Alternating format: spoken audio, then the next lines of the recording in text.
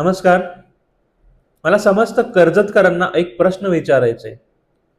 महाविनाशकारी टोरेंटची double ढोलकी हा प्रकार तुम्हाला पटतोय का? एकीकडे हजारो झाडे तोडायची आणि दुसरीकडे 4 झाडे लावून दिखाऊपणा करायचा.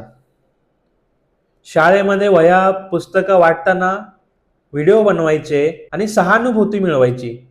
ठीक आहे, चांगली गोष्ट आहे. पण काही आदिवासी वाड्यांमध्ये, काही गावांमध्ये ज्या अंगणवाड्या आहेत, ज्या जिल्हा परिषदच्या शाळा आहेत, त्या उद्ध्वस्त तुम्ही करतायत. हे पाप तुम्ही कुठे फेडणार?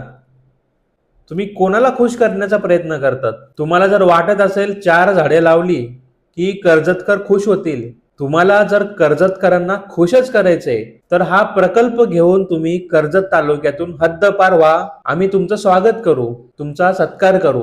एवढी हिंमत तुमच्यामध्ये नाहीये. मग हा दिखावापणा कशासाठी आणि कोणासाठी? हे पाप तुम्ही कुठे फेडणार आहात? धन्यवाद.